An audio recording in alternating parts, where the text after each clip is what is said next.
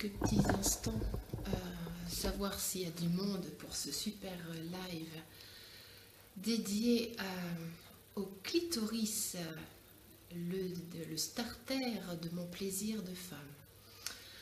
Donc voilà, coucou, j'ai du monde, salut Vanessa, merci d'être là, cool, il y a du monde, super, salut Ève, bon, il y a du monde, alléluia, Lauriane, salut, bon, ok. Alors, comment commencer à ce vaste sujet? Alors, vous voyez, si je me penche un peu, eh bien, vous voyez que je porte autour de mon cou, je porte en fait une magnifique représentation de notre clitoris. Alors, je ne sais pas si vous connaissiez cette structure. Vous voyez, c'est une structure en 3D que je me suis offerte. Voilà, bon, je ne la porte pas autour de mon cou. Là, c'était vraiment pour le fun de la vidéo. Mais c'était vraiment pour introduire ce clitoris. En fait, on a l'habitude de considérer, vous voyez, juste ce petit bouton là. Voilà. Donc, c'est vraiment la partie émergée de l'iceberg. Et en fait, tout ce reste-là qui est en fait à l'intérieur, que l'on ne voit pas, qui est autour en fait du vagin et qui s'enracine en fait. Hein. Vous avez deux grandes arches ici et puis des deux bulbes. Et en fait, le clitoris, ce n'est pas du tout cette partie visible ici. C'est tout ça, ces deux grandes arches qui sont complètement invaginées dans notre sexe, autour de notre vagin. Donc forcément, compte tenu que moi j'apprends qu'il y a une jeune femme sur 4 de l'âge de 15 ans eh bien, qui ne connaît pas son clitoris actuellement. Et oui, en fait, les femmes ne connaissent pas et ne reconnaissent pas leur clitoris. Elles ne savent pas comment il est fait. On n'en parle pas. On n'en dit rien. Ou alors ce qu'on en dit, c'est juste complètement atrophié. Ce qu'il faut quand même savoir, c'est quand même assez incroyable, c'est que le clitoris, sa structure exacte, n'a été connue et reconnue qu'en 1998. Alors vous imaginez, moi mon fils, c'est l'année de l'âge où mon fils est né, hein. C'est 20 ans, ça fait juste 20 ans qu'on sait comment est fait un clitoris. Donc je vais l'enlever pour pouvoir mieux vous le présenter. Si vous avez des questions, vous n'hésitez pas. Hein. Donc compte tenu qu'il y a vraiment cette méconnaissance anatomique depuis des années, en fait, on confond le plaisir des femmes est vraiment confondu. Il faut savoir quand même que tout ça, ça représente à peu près entre 6 à 9 cm. 6 à 9 cm. C'est énorme. Énorme. C'est-à-dire qu'on croyait que c'était un tout petit bouton et en fait, on se retrouve quasiment à avoir, ben, vous voyez, c'est quand même impressionnant. Alors, je voulais vous montrer également par rapport à un pénis d'homme. Voilà. Ça, c'est le pénis d'un homme avec ses corps caverneux, le gland. Et ici, nous avons deux grandes arches, exactement. En fait, c'est exactement la même chose. Hein. Voilà. En fait, entre le pénis, voilà, et le clitoris, nous avons les mêmes structures. En fait, nous sommes quasiment pareils. C'est juste une question de longueur. Donc, ça fait du bien de savoir que finalement, bien, il n'y a pas tant que ça de différence entre les hommes et les femmes. Ça fait du bien de mettre un peu de légèreté pour voir que finalement, on fonctionne, on a ce clitoris qui est magnifique, qui est puissant. Et quand je dis qu'il est le starter de notre plaisir, nous les femmes, c'est-à-dire qu'en fait, il est relié au nerf vulvaire. Hein, dans la vulve de la femme, il est relié au nerf vulvaire. Et en fait, les arches, les bulbes, descendent et vont en fait au bout des bulbes. Ici, je reprends mon petit clitoris. Au bout des bulbes, ici, vous avez ce qu'on appelle les glandes de Bartholin. Alors, les glandes de Bartholin, ce sont des glandes qui vont sécréter le liquide d'excitation un petit peu visqueux qui fait que quand le sexe de la femme est prêt, eh bien, il y a une pénétration qui est facilitée. Le gland, par exemple, de l'homme, lorsqu'il est excité, il y a également, moi j'appelle ça des perles de plaisir qui sortent pour faciliter cette pénétration.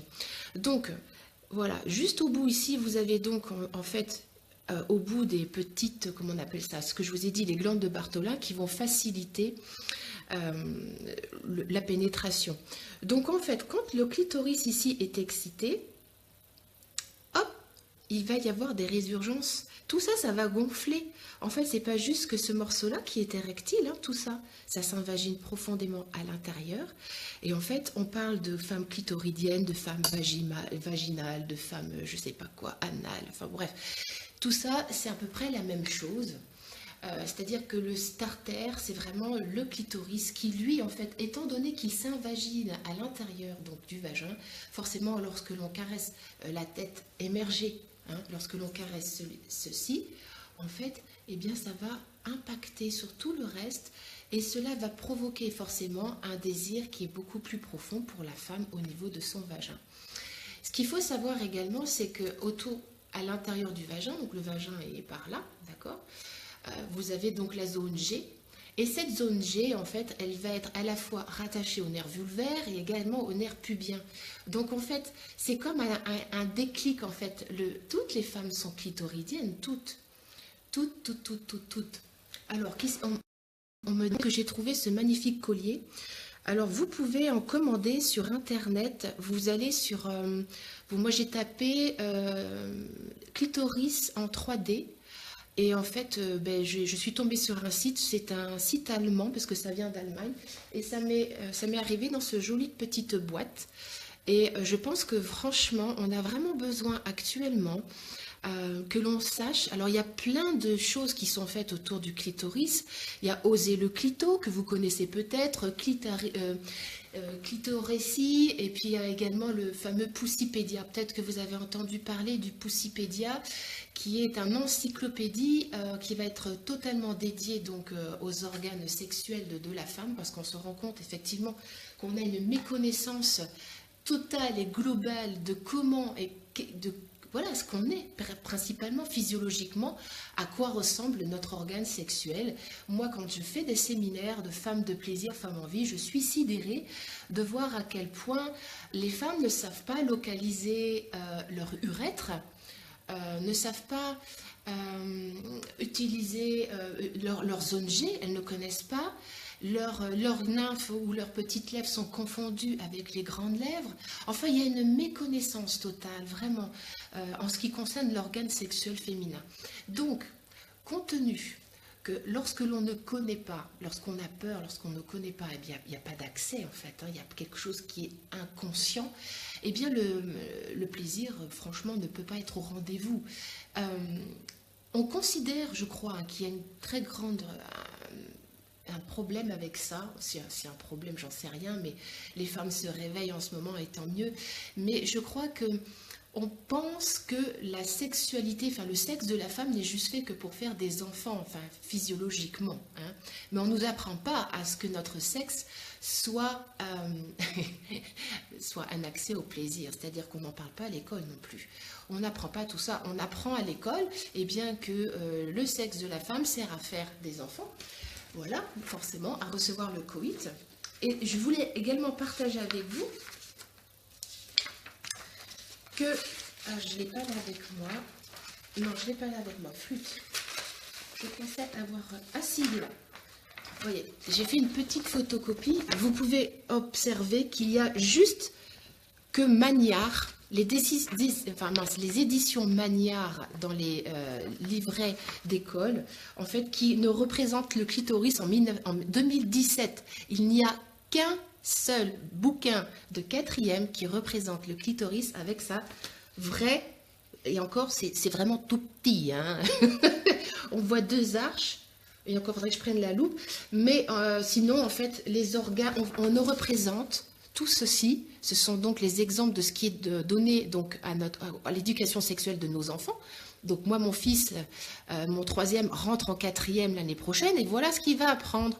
C'est-à-dire, il va apprendre eh bien, des ovaires, un utérus, il va apprendre plein de choses, mais il ne va pas apprendre que le clitoris, c'est le seul organe dédié au plaisir de la femme.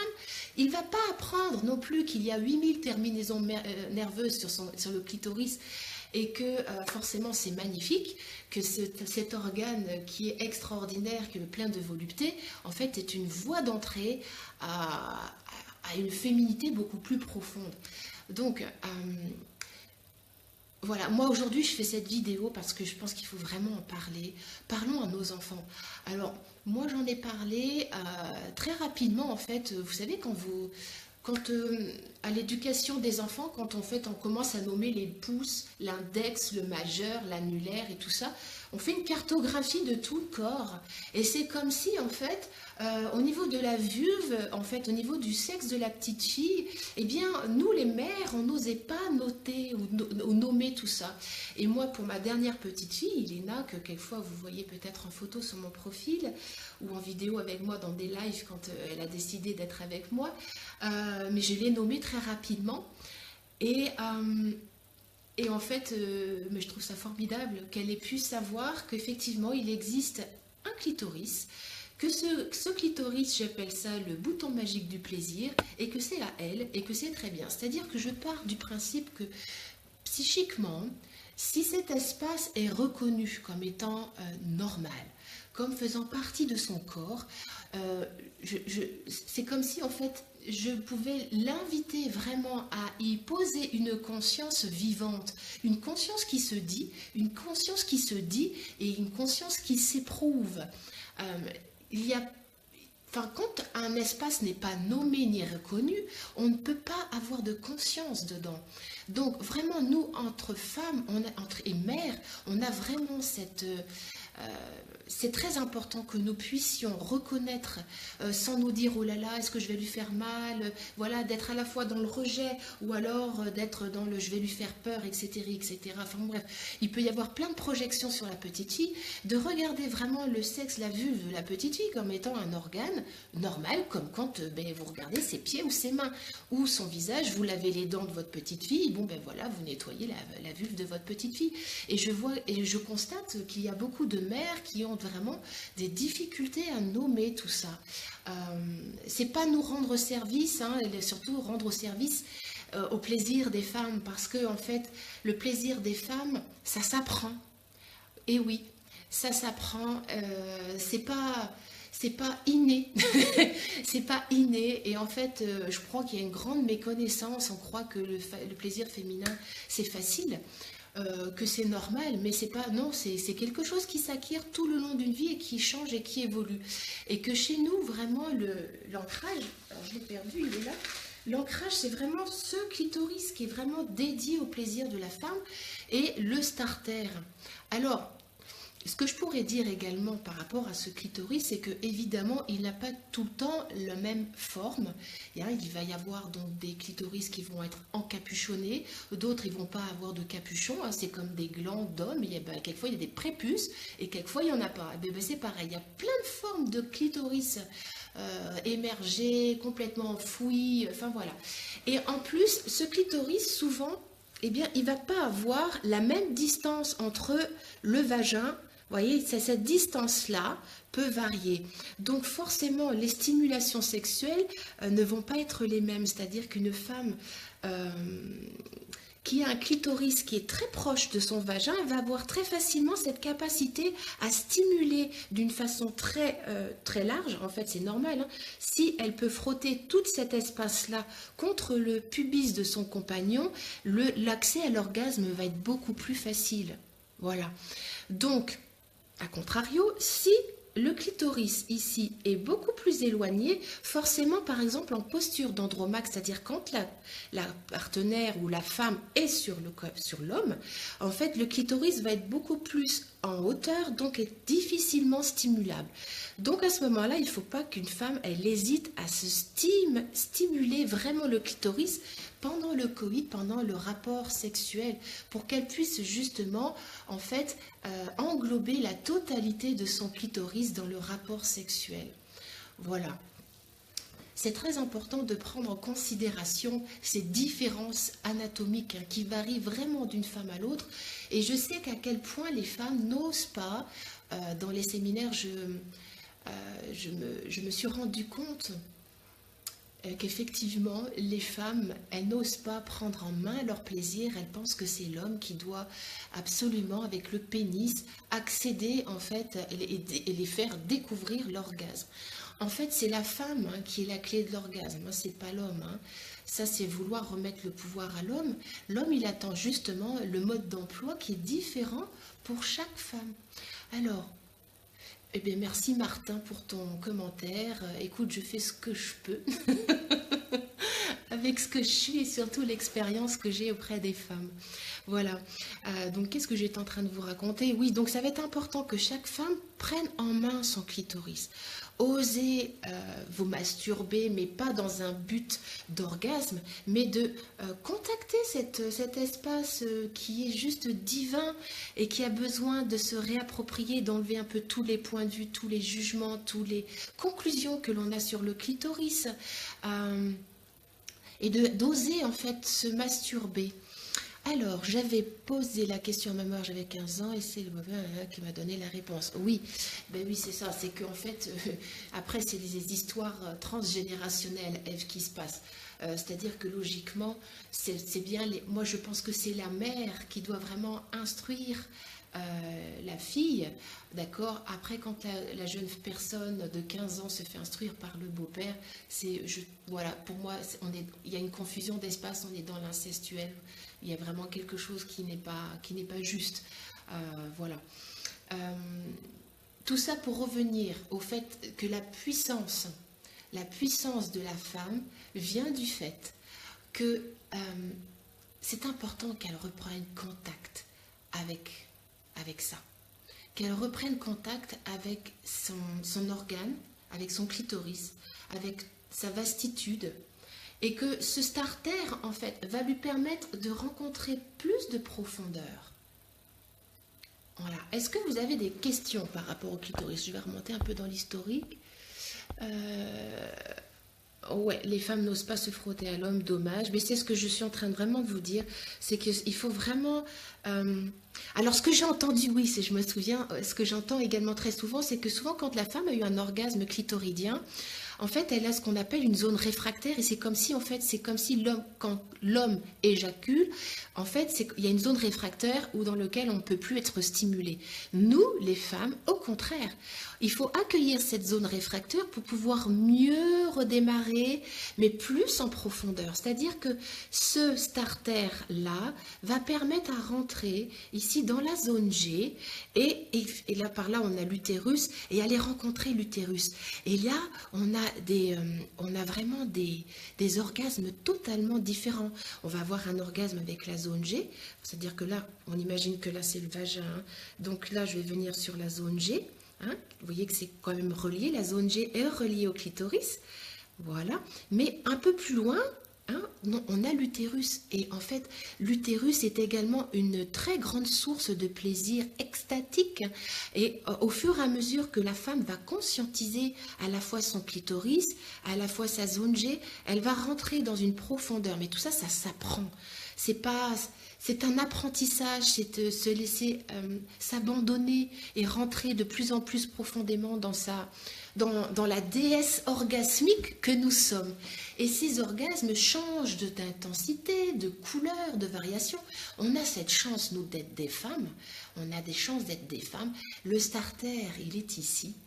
Et une fois que vous avez démarré, mais franchement, c'est tout un apprentissage pour surfer sur une vague orgasmique avec des montées, des descentes, voilà, et invitons nos hommes. Invitons nos hommes dans notre rythme. C'est-à-dire que c'est pas à l'homme de nous donner la cadence, d'accord? Ça, c'était avant, c'est ce qu'on nous apprend en Occident, que c'est l'homme qui doit faire, qui doit agir, parce que le plaisir dépend forcément de l'homme. Non, mesdames, reprenez le rythme, prenez possession de votre clitoris, prenez possession de votre vagin, enlevez tous les points de vue fixes, tout ce qu'il y a à l'intérieur qui ne vous appartiennent pas, du transgénérationnel, des abus et j'en passe. Tout ça, ça doit vraiment émerger et c'est vraiment, comme je dis dans les séminaires, c'est vraiment de l'amour de soi.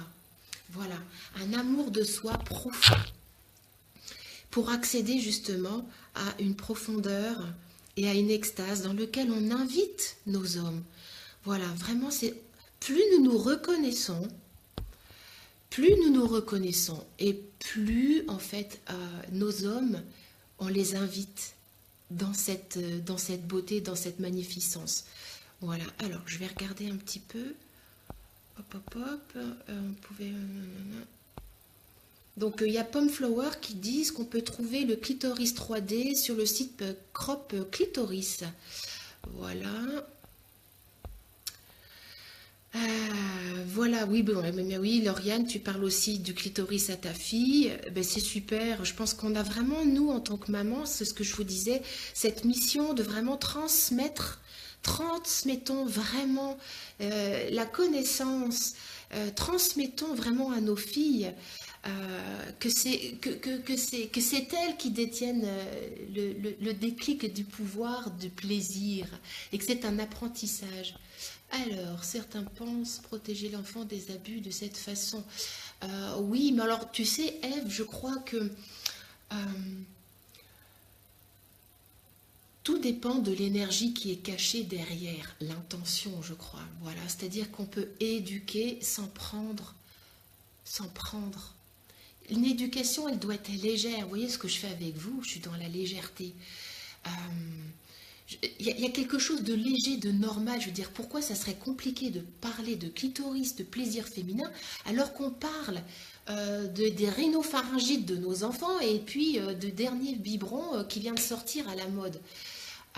Voilà, c'est hyper important de savoir être dans le même espace de légèreté, à la fois sur les organes sexuels, sur le plaisir féminin, que sur tous ces autres aspects de nous en tant que femmes et mères. Alors, l'homme ne compense pas.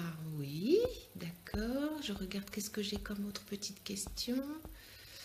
Pouf, pouf, pouf. À offrir en cadeau de mariage. Ben oui, voilà. Je pense que ça peut être effectivement une belle introduction. Euh,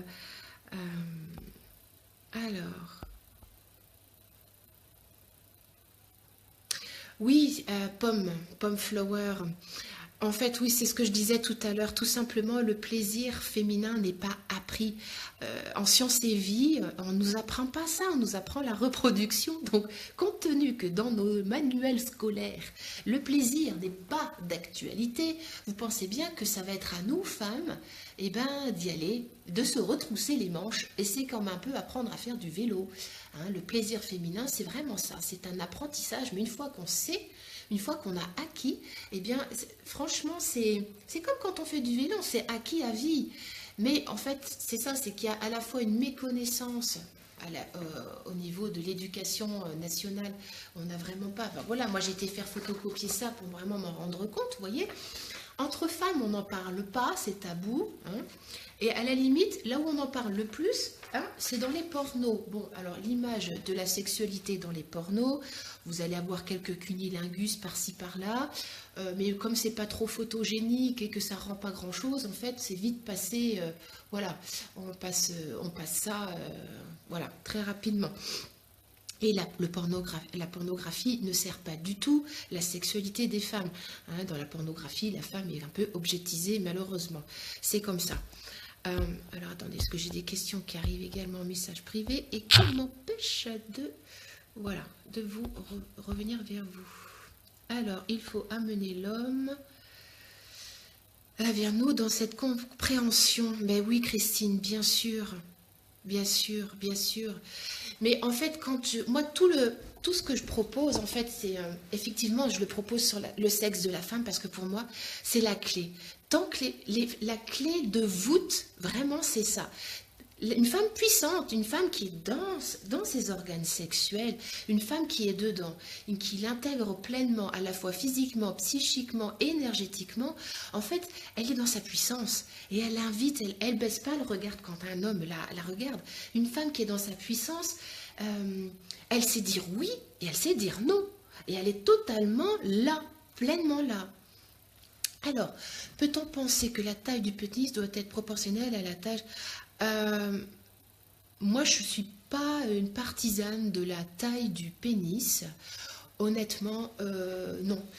Non, moi, moi, si je veux parler à mon nom propre, d'accord, mais peut-être qu'il y a des femmes qui aiment justement des pénis très longs.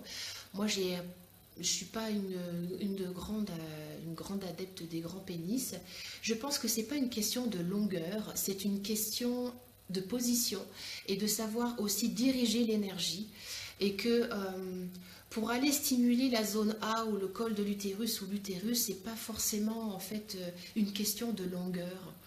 C'est une question d'intensité et de capacité à recevoir. C'est-à-dire que la femme doit vraiment se mettre dans un espace de recevoir.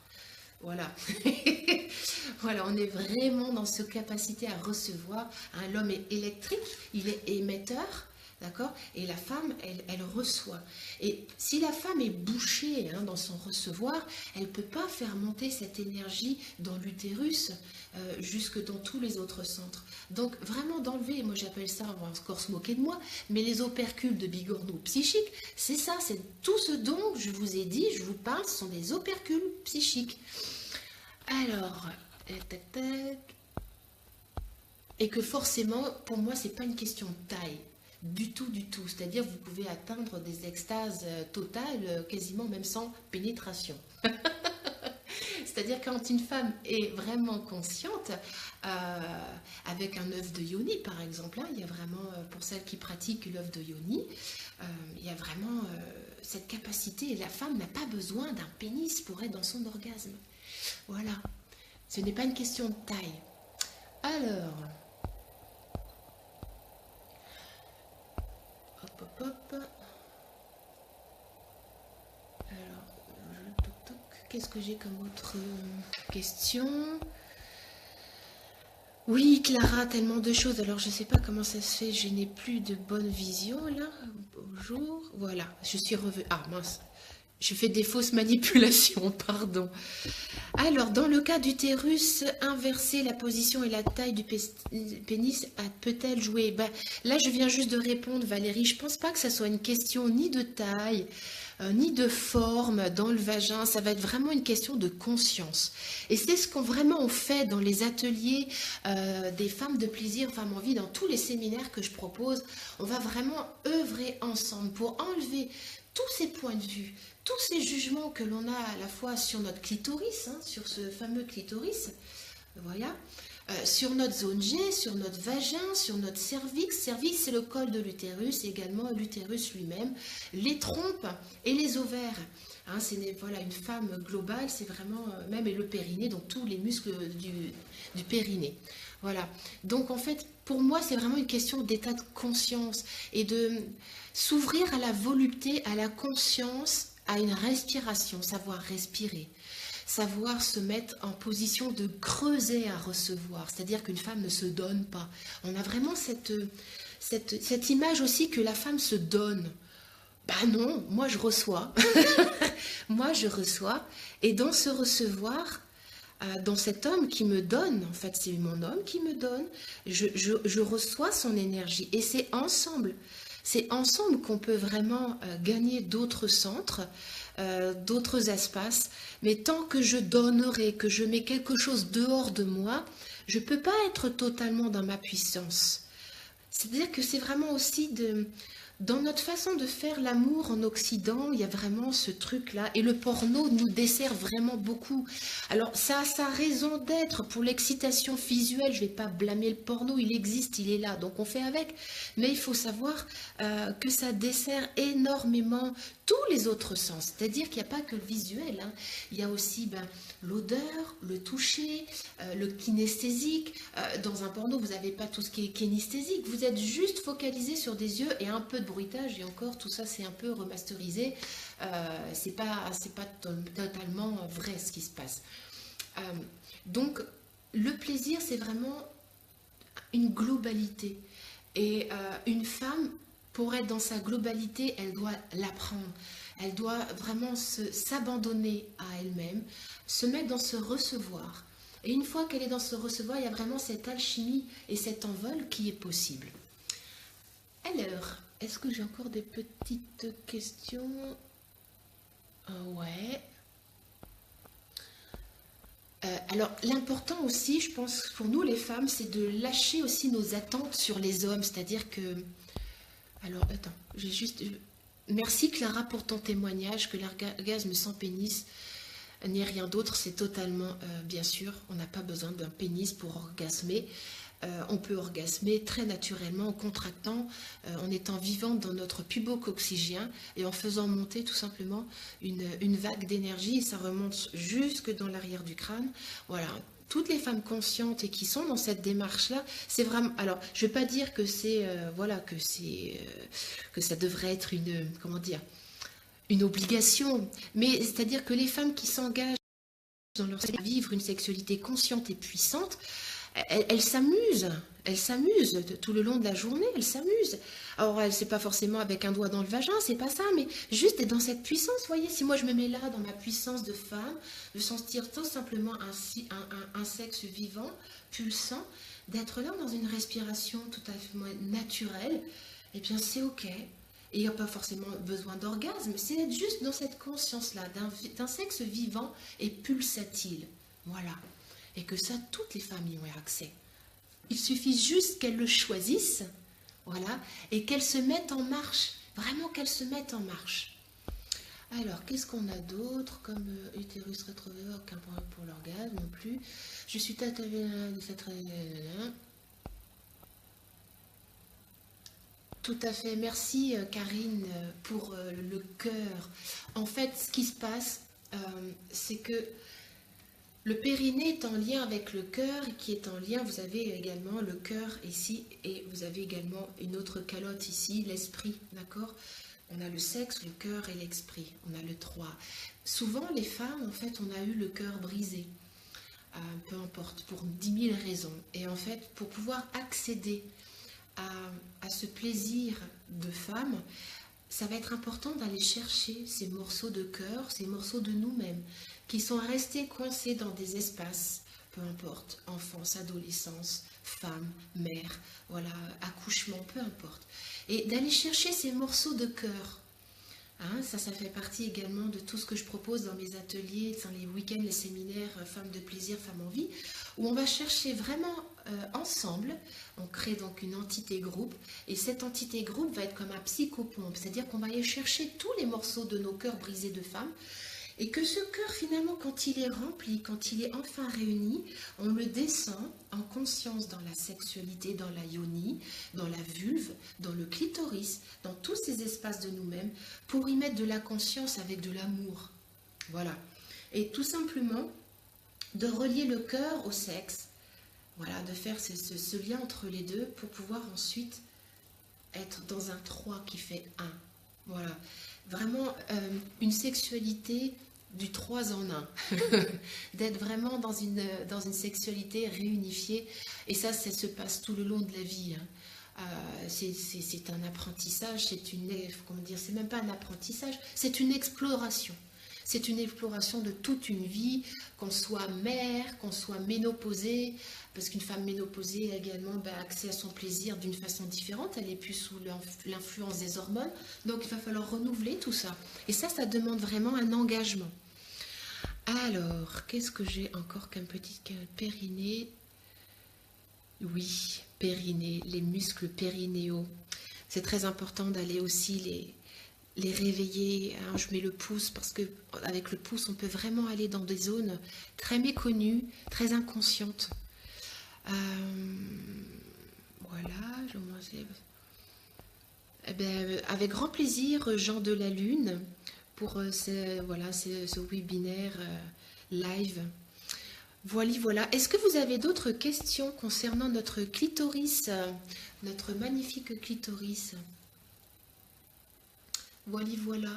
Donc je répète, 8000 terminaisons nerveuses dans notre clitoris, ce qui est énorme. Hein. Il faut savoir que le pénis, il n'y en a que 6000, et c'est le seul organe dédié au plaisir. Et ça fait depuis des millénaires qu'on passe à côté et qu'il a fallu attendre 1998 pour savoir quelle était vraiment sa structure, comment il était invaginé à l'intérieur donc du vagin, et qu'on le trouve maintenant dans sa réelle, dans sa nature réelle, dans les manuels scolaires. Voilà, donc nous les mères, eh bien, nous ne sommes pas que mères, nous sommes des femmes et c'est à nous vraiment d'œuvrer ensemble, d'ouvrir des espaces de parole, des espaces de conscience qui incluent tout sans rien juger. Et que oui, je sais que je suis décriée, mais je m'en fous.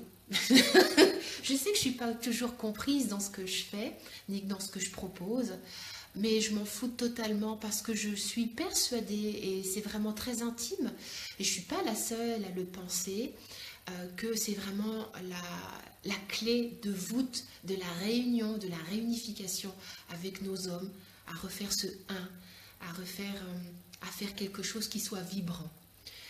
Alors, Karine, tu me dis, la communication avec les hommes est importante afin de défaire également leurs préjugés. Mais oui, mais totalement, totalement, mais totalement.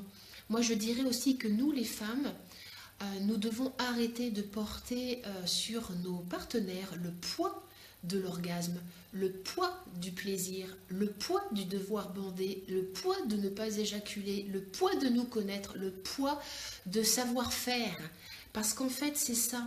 Il ne faut pas s'étonner qu'il y ait autant d'hommes qui soient perdus, qui soient avec des pannes érectiles ou avec des éjaculations précoces. Parce qu'en fait, on leur demande tout. Inconsciemment, on leur demande tout. Alors que finalement, si nous on savait, on leur relèverait quand même un sacré poids. Alors, un patient de Canada m'a proposé de frotter sa carte vitale comme je me frotte aux hommes. Ouais, d'accord. Mais bien sûr, Cathy, ils le veulent, je te le dis, Cathy, ils nous attendent, nos hommes nous attendent. Nos hommes nous attendent depuis des millénaires. On en a tous et toutes marre de ce même fonctionnement qui nous amène toutes et tous dans une impasse. C'est une impasse. La façon dont on a œuvré jusqu'ici, c'est une impasse. Donc, s'il n'y a pas des précurseurs ou des gens un peu éclairés pour essayer de sortir de cet obscurantisme, mais il faut bien qu'il y en ait quelques-uns qui prennent un petit peu une lampe torche pour y aller, parce que sinon, voilà, on reste dans notre ignorance.